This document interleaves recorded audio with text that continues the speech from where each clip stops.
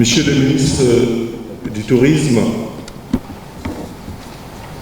Monsieur l'ambassadeur, Monsieur le ministre Youssou Ndour, porteur de cette belle initiative, chers invités,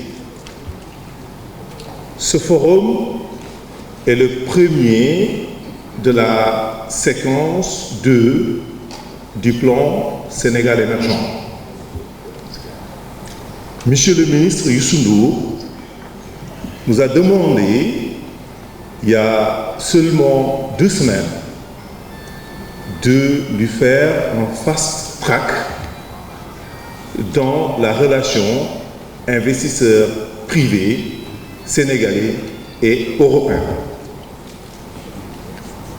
Il nous a aussi demandé de prendre des mesures concrètes pour inciter à la création d'entreprises avec une plateforme délocalisée en dehors de l'APIX. Monsieur le ministre, APIX a délocalisé son guichet unique au niveau du King Fahd Palace depuis ce matin. Tous les porteurs d'entreprises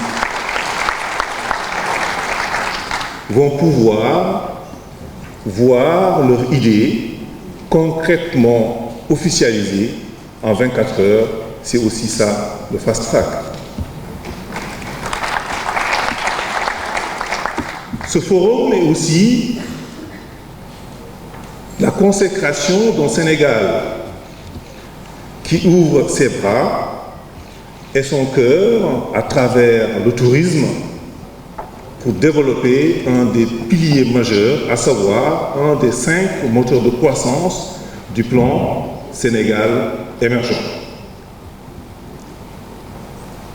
L'investissement dans le domaine du tourisme a fait l'objet de plusieurs réformes majeures qui facilitent d'une part l'investissement dans les infrastructures touristiques, mais d'autre part la facilitation de touristes consommateurs qui viennent découvrir notre potentiel touristique et historique.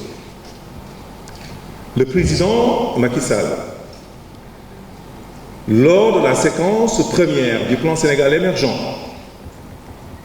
a consacré des efforts majeurs dans le domaine de l'environnement des affaires, qui a vu le Sénégal connaître des bons significatifs dans le domaine touristique.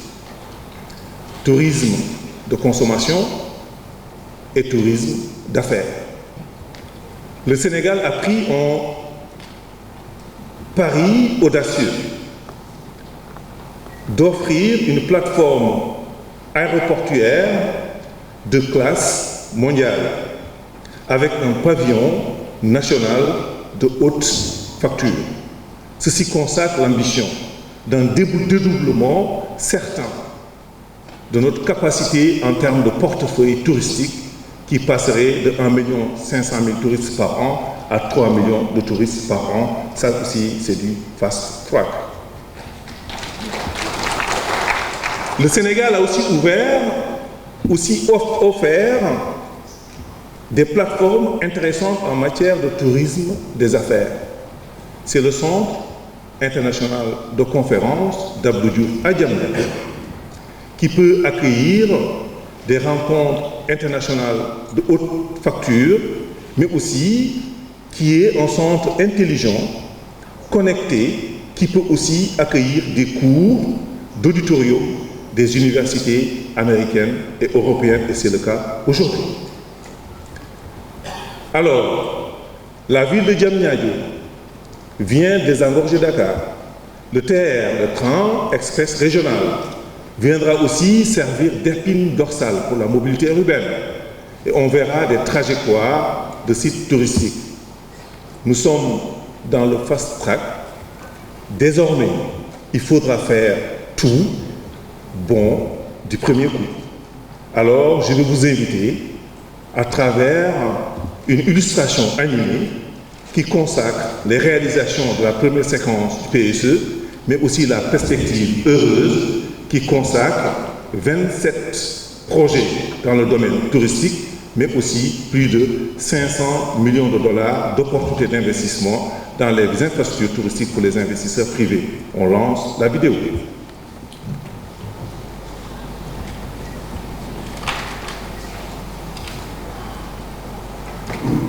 Des fonds du Sénégal, un pays attractif qui multiplie les performances économiques et prend son envol vers l'émergence.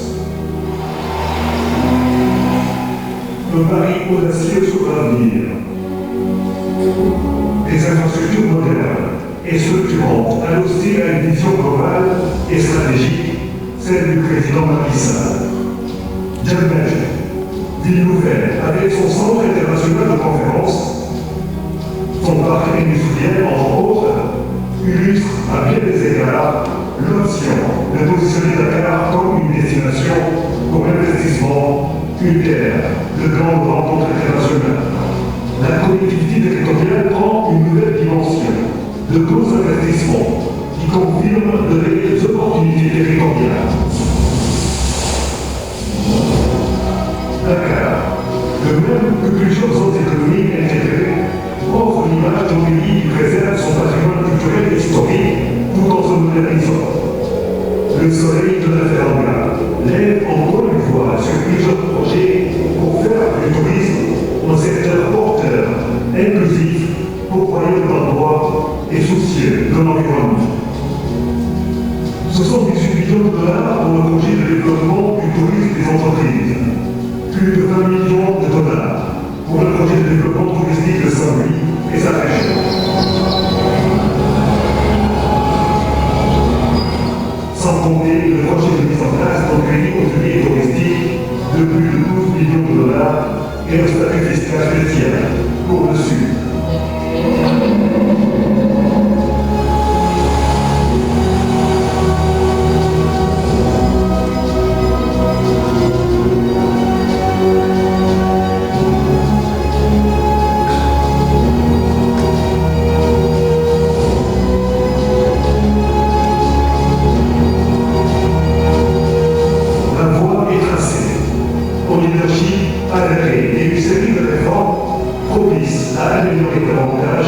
L'environnement, les affaires, dans tous les secteurs d'activité.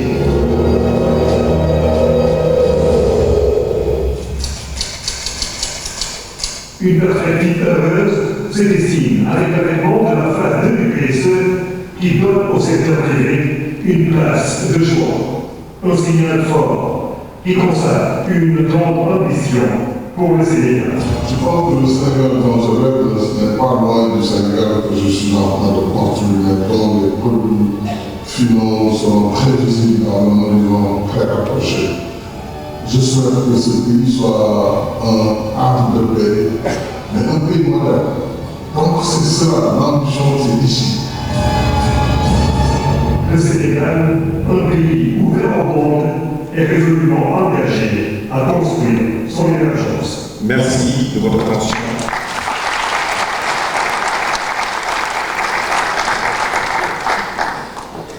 Monsieur le ministre du Tourisme, c'était la commande de Monsieur le ministre Youssou Ndour.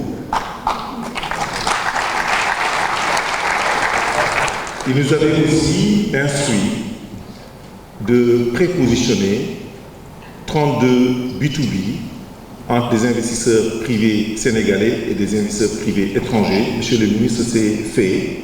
Demain, le panel partira avec la distribution de l'ensemble de la documentation sur les opportunités d'investissement au niveau du tourisme au Sénégal. Et APIX aussi a décidé de prendre en charge la promotion et les frais d'installation du lauréat du concours de ce forum. Je vous remercie de votre attention.